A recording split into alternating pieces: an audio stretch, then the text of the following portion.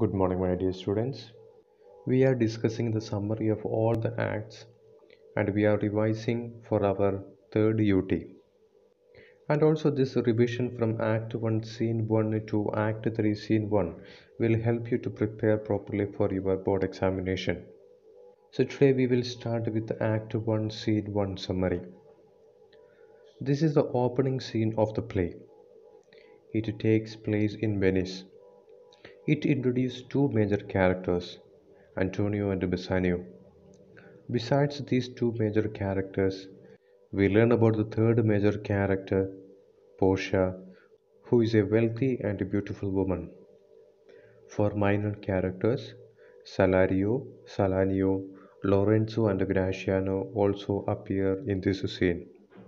We can divide this scene into three headings. First one is Antonio's melancholy, second one arrival of Bassanio and their friendship, and the third topic Bassanio needs money. First, we will see Antonio's melancholy. Antonio is a wealthy merchant of Venice.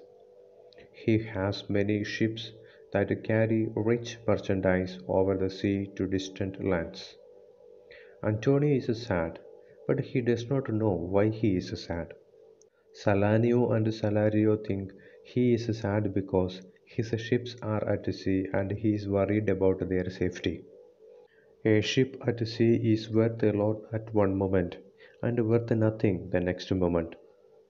But Antonio does not agree with them.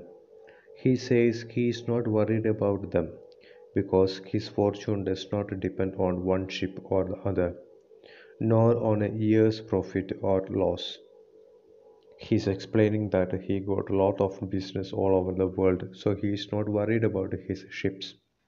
Salario then says that Antonio must be in love. But Antonio assures him that he is not in love with any woman, and that cannot be the cause of his sadness. Salario comes to the conclusion that Antonio is melancholy by nature, or he is telling that there is nothing to make him happy, that is the reason why he is sad. We will move to the next topic, arrival of Bassanio. Antonio's intimate friend Bassanio arrives with Lorenzo and Graciano, and Salanio and Salarino takes leave of them all. Graciano remarks that Antonio is much changed and looks serious. Perhaps he thinks too serious of the world, but Antonio replies that he considers the world only a stage and he has a sad role to play. Antonio wants to play the role of the fool, making merry and making everyone laugh. He tells Antonio that some people look serious to appear wise, but as soon as they speak, they prove they are fools. He advises Antonio not to be a victim of such sadness. Then Graciano and Lorenzo go away, leaving the two friends Antonio and Bassanio alone together. After that, we can see the last topic of this scene. Bassanio needs money. Bassanio is a handsome guy.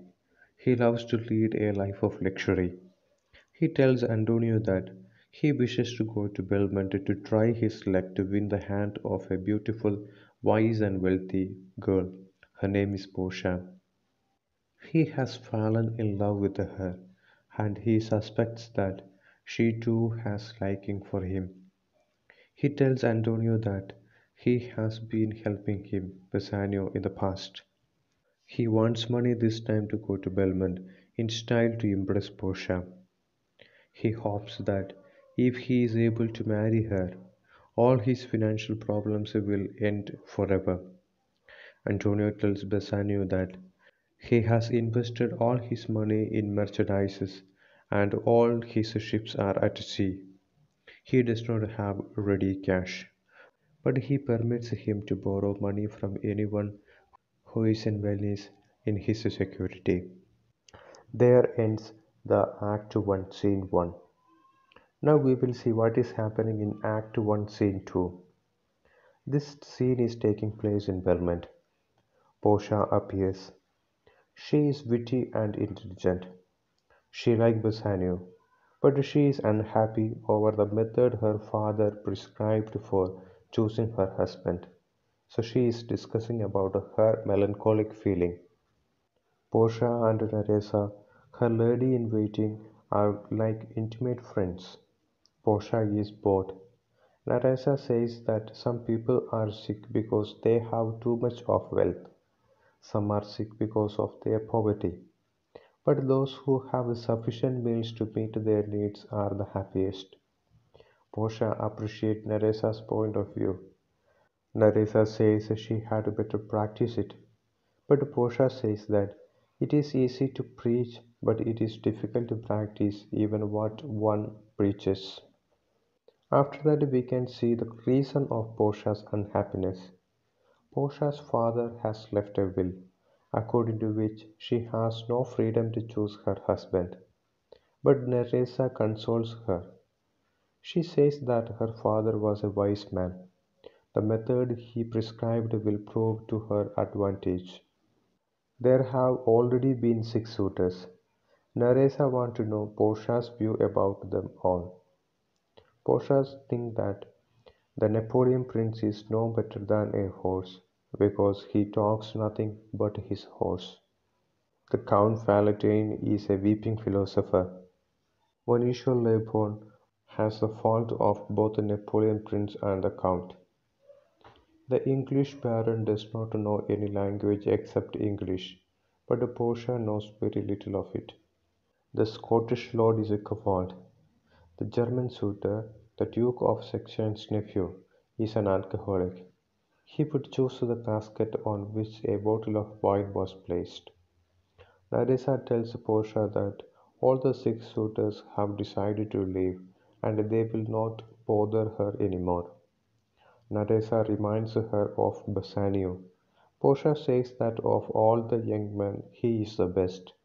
Just then, the arrival of the Prince of Morocco is announced. Dear students, this is a summary of Act 1, Scene 1 and 2. The rest of the summary we will see in the next class. Before that, read the chapter, understand it well. If you have any difficulty in understanding, make note of them and ask in the online class. Thank you.